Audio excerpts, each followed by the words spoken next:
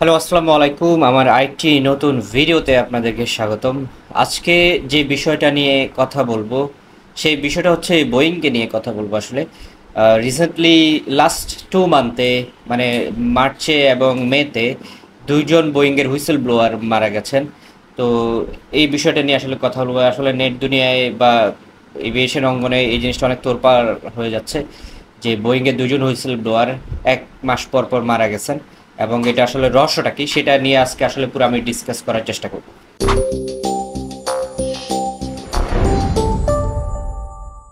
তো হুইসেল ব্লোয়ারটা আসলে কি? হুইসেল ব্লোয়ার মানে সংজ্ঞাটা থেকে বুঝতে পারছি আমরা বাঁশি ফু দেওয়ার মতো একটা অবস্থা। বেসিক্যালি কোনো কোম্পানিতে যদি কোনো অনিয়ম চলে, দুর্নীতি চলে, এবং অন্য কোনো এমপ্লয়ি যদি ম্যানেজমেন্ট টিমকে বলে যে এরকম এরকম দুর্নীতি হচ্ছে বা এই প্রবলেম হচ্ছে, এই জিনিসটাকে আসলে হুইসেল ব্লোয়ার বলে, মানে দোষ ধরে দেওয়া। এটাকে হুইসেল ব্লোয়ার বলে, মানে দোষ দেখেও চুপ করে না থেকে স্পিক আউট করাটাকেই হুইসেল ব্লোয়ার বলে। কোম্পানিতে এরকম বিভিন্ন পলিসি থাকে হুইসেল ব্লোয়ারদের জন্য, যারা এরকম দোষ ত্রুটি ধরে দিতে পারে তাদেরকে কিন্তু কোম্পানির মালিকের পক্ষ থেকে কিন্তু পুরস্কৃত করা হয়। এরকম অনেক নিয়ম নীতি আছে, বাংলাদেশে অনেক কোম্পানিতে এরকম নিয়ম নীতি আছে, এবং এগুলোর রুলস রেগুলেশনস আছে যে হুইসেল ব্লোয়াররা হচ্ছে প্রথমে কোম্পানির মালিকদেরকে বা অথরিটিকে জানাবে, এবং তারা সেই ব্যবস্থা নেবে। পরবর্তী যদি না নেয় সে অন্য কাজ করতে পারে। তো এরকম বিভিন্ন নিয়ম নীতি আছে। তো বোয়িং এরও এরকম প্রায় অনেক হুইসেল ব্লোয়ার ছিল। তো লাস্ট যে দুইজনের কথা আমি বলবো, যিনি আসলে 9 মার্চ মারা গেছেন, তার নাম হচ্ছে জন বার্নেট। তো তিনি আসলে বোয়িং এ কোয়ালিটি ম্যানেজার হিসেবে কাজ করতো। প্রায় 32 বছর ধরে তিনি কিন্তু বোয়িং এর প্রোডাকশন লাইনে কাজ করতেছে। বোয়িং এর 787 যেই ড্রিম লাইনের এয়ারক্রাফট আছে সেটার প্রোডাকশন লাইনের কিন্তু তিনি কোয়ালিটি ম্যানেজার ছিলেন। তো কোয়ালিটি ম্যানেজারদের কাজই কিন্তু হচ্ছে কোয়ালিটি চেক করা, মানে কোনো কেবিন ঠিকভাবে লাগাচ্ছে নাকি, ড্রিলিং ঠিকভাবে করতেছে নাকি, প্রোডাকশন লাইন ঠিকভাবে যাচ্ছে নাকি, কোয়ালিটি মেনটেন করতেছে নাকি। কারণ কি, এই এয়ারক্রাফটগুলো যখন আকাশে উঠবে তখন কিন্তু কোনো একটা প্রবলেমের কারণে কিন্তু ক্র্যাশ হয়ে যেতে পারে, এবং পরবর্তীতে কিন্তু সব দায়ভার ম্যানুফ্যাকচারদের কাছে চলে আসবে যদি ম্যানুফ্যাকচার রিলেটেড কোনো ফল্ট থাকে। তো সেক্ষেত্রে সেই কোয়ালিটি ম্যানেজার তিনি বোয়িং এর 787 এর প্রোডাকশন লাইনের কিছু ত্রুটি যখন দেখতে পেয়েছেন, তখন হচ্ছে তিনি তার যে অথরিটি আছে, হায়ার অথরিটি বা ম্যানেজমেন্ট অথরিটি আছে, সেখানে কিন্তু জানিয়েছিলেন। পরবর্তীতে ম্যানেজমেন্টকে বারবার বলার পরেও আসলে তেমন কোনো ফল তিনি পাননি। পরবর্তীতে 2017 সালে আসলে তিনি বোয়িং কোম্পানি থেকে চাকরি অবসর নেন বা চাকরি ছেড়ে দেন, এবং ছেড়ে দিয়ে তিনি হচ্ছে এই বিষয়টা নিয়ে আদালত পর্যন্ত চলে যায়। এবং তিনি বিবিসি থেকে শুরু করে নিউ ইয়র্ক টাইমস থেকে শুরু করে বড় বড় পত্রিকা, বড় বড় টিভি চ্যানেলগুলোতে কিন্তু তিনি এই বোয়িং এর 787 এর এই যে ত্রুটি বা ম্যানুফ্যাকচারিং গত যেই উৎপাদনগত যে ত্রুটিটা আছে এগুলো নিয়ে ডিসকাস করতে থাকে, বা এগুলো নিয়ে ইন্টারভিউ দিতে থাকে, এবং এগুলো নিয়ে স্পিক আউট করতে থাকে। কারণ এই বিমানগুলো আসলে আমরাই যখন প্যাসেঞ্জার হিসেবে যাব, কোনো প্রবলেমের কারণে কিন্তু কোনো ধরনের অ্যাক্সিডেন্ট, দুর্ঘটনা ঘটে যেতে পারে। তো বোয়িং আসলে এই জিনিসগুলো পাত্তা দেয় না। এই বোয়িং পরবর্তীতে জন বার্নেট তিনি আসলে আদালতে একটি মামলাও করেন, এবং এইগুলো চলতে থাকে এই 5-6 বছর ধরে। চলার পরে লাস্ট তিনি মৃত্যুর আগে, যেহেতু 9 মার্চ মারা গেছেন এই বছরে 2024 সালে 9 মার্চ, মানে 2-3 মাস আগে মারা গিয়েছেন। তো মৃত্যুর আগে তিনি যাচ্ছিলেন হচ্ছে বোয়িং এর এরকমই একটি আহ, মামলার জবানবন্দি দিতে, মানে সাক্ষী দিতে, তিনি কি কি দেখেছেন এইসব বিষয়। তো সাক্ষী দিতে যাওয়ার দিন সকালবেলা তার নিজের গাড়িতে হচ্ছে মৃত অবস্থায় পাওয়া যায় তাকে। পরবর্তীতে বলা হয় যে তিনি নাকি নিজে সুইসাইড করেছেন, নিজের পিস্তল দিয়ে নিজে সুইসাইড করেছেন, এরকম আর কি আসলে প্রকাশ করা হয়।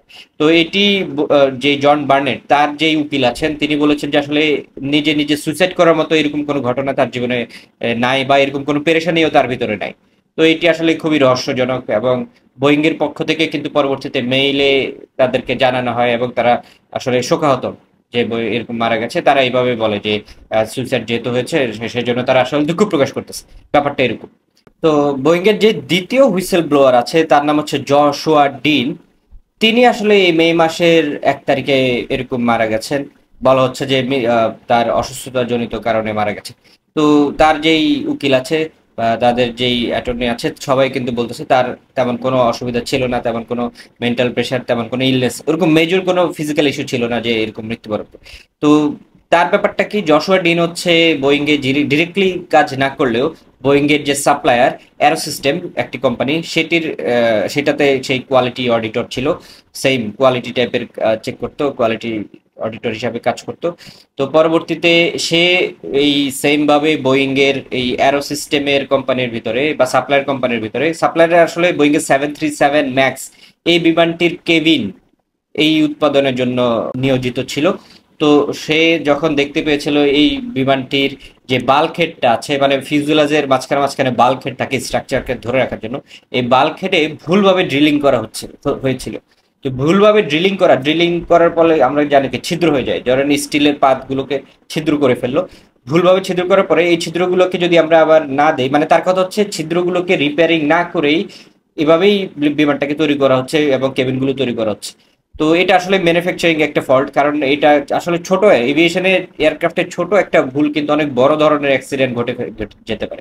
যেমন এই যে রিসেন্টলি আলাস্কা একটা এয়ারলাইন্সের এরকম বোয়িং 737 ম্যাক্সের কিন্তু এরকম ডোর খুলে গেছে। তো এই প্রবলেমগুলোর কারণে জোশুয়া ডিন সেম ভাবে এয়ারো সিস্টেমের অথরিটিকে জানায় এবং অথরিটি থেকে বোয়িংকেও জানানো হয় যে এরকম এরকম বাল্কহেডে ভুলভাবে ছিদ্র করার ফলে এখানে যে প্রবলেমগুলো তৈরি হয়েছে এগুলো রিপেয়ারিং না করেই বিমানটাকে আবার ওভাবে তৈরি করে ফেলা হচ্ছে। তো এটা আসলে একটা গুরুত্বপূর্ণ ইস্যু। তো জশুয়া ডিনো সেম ভাবে অথরিটিকে জানায়, অথরিটি আসলে এটা ঠিকভাবে কানে নেয়নি। 2-3 বছর পরে 2022 সালে আসলে জশুয়া ডিন এই বিষয়টা জানায় অথরিটিকে। তো অথরিটি অত গুরুত্বপূর্ণ মানে গুরুত্ব দেয়নি। পরবর্তী বারবার বলেও অথরিটি গুরুত্ব দিচ্ছে না। পরবর্তীতে পরবর্তীতে 2023 সালে আরেকটি এরকম ত্রুটি পায় সেম ভাবে ওই এয়ারক্রাফটের টেইলের দিকে, সেম ভাবে এরকম এই টেইলের ত্রুটি খুঁজে পায়। তো তখন এই বোয়িং এবং এই যে অ্যারো সিস্টেম তারা হচ্ছে যশোর ডিনকেই দোষারোপ করতে থাকে, কারণ যশোর ডিনে আসলে এই কোয়ালিটির জন্য রেসপন্সিবল।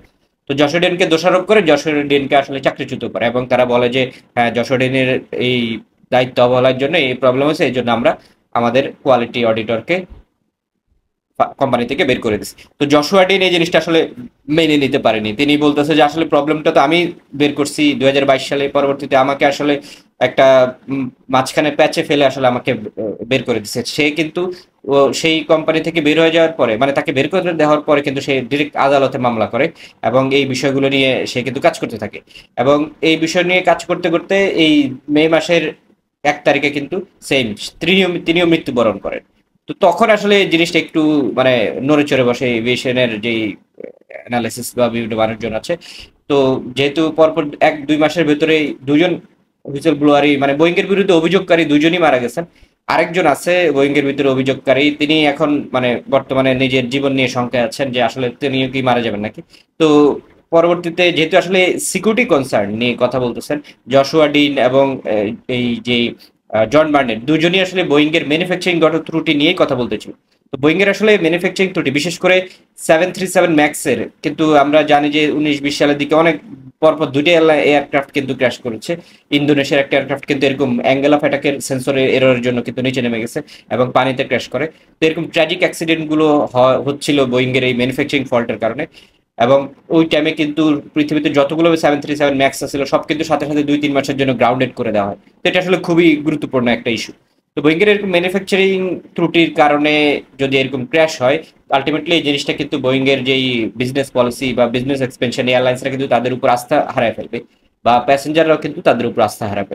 তো এখানে ওভারঅল মানে এই দুজনের মৃত্যু থেকে আমরা যেটা আসলে বুঝতে পারছি, এখানে অনেকে একটা গভীর ষড়যন্ত্র আসলে খুঁজে পাচ্ছে। কারণ মৃত্যুর জশুয়া ডিনের ক্ষেত্রে বা বার্নেটের ক্ষেত্রে তারা যখন আদালতে এই জিনিসগুলো নিয়ে কথা বলতেছিল ওই সময় তার সুইসাইড এসে আসলে মানে মেনে নেওয়ার মতো না, বা এটার কোনো যুক্তিযুক্ত কোনো কারণও এখানে নাই যে সে ওই টাইমে তার আগের দিন বা ওই দিন সকালে তিনি নিজে নিজে সুইসাইড করবেন, এরকম কোনো আসলে এটা আসলে খুবই সন্দেহজনক ব্যাপার। এবং পরবর্তীতে জশুয়া ডিনেরও সেম ভাবে সামান্য নিউমোনিয়ার কারণে তিনি মৃত্যুবরণ করে ফেলছেন, এটাও আসলে খুব সন্দেহজনক ব্যাপার।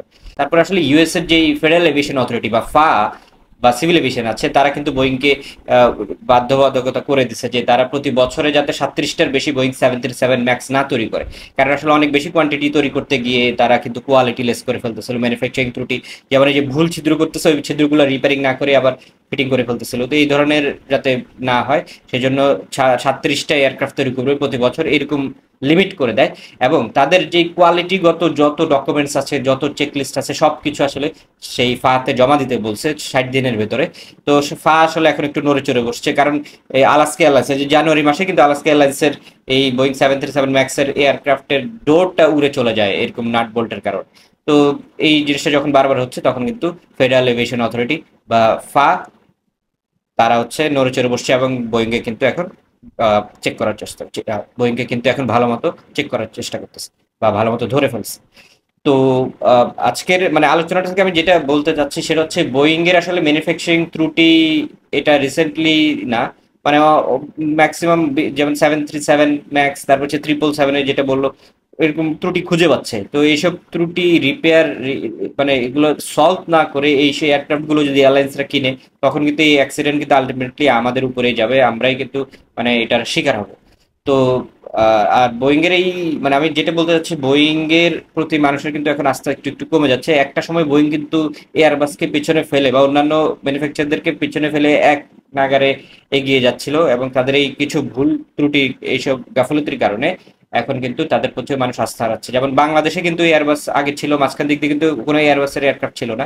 বাংলাদেশ বিমানও কিন্তু এখন প্রায় 10টা এয়ারবাস কেনার জন্য তৈরি হয়েছে বা অর্ডার দিচ্ছে। তো আস্তে আস্তে কিন্তু এখন বোয়িং এর পাশাপাশি এয়ারলাইন্স গুলি এয়ারবাসের দিকেও ঝুঁকে যাচ্ছে। ইউএস বাংলাও আমরা জানি যে 2টি এয়ারবাস তারা অলরেডি নিয়ে এসেছে হোয়াইট বডির। তো এয়ারলাইন্স গুলোও কিন্তু বোয়িং এর পাশাপাশি এখন এয়ারবাসের দিকে ঝুঁকে যাচ্ছে, কারণ আলটিমেটলি সেফটি, এয়ারলাইন্সের টাকা পয়সা, সবাই কিন্তু তার নিজের সেফটিটাই চিন্তা করবে, যে আমি এয়ারক্রাফট গুলো উড়েছি ম্যানুফ্যাকচারিং ত্রুটির জন্য এয়ারক্রাফট পড়ে যাচ্ছে, লসটা কিন্তু এয়ারলাইন্সের হচ্ছে এবং আলটিমেটলি প্যাসেঞ্জারদের লাইফই যাচ্ছে।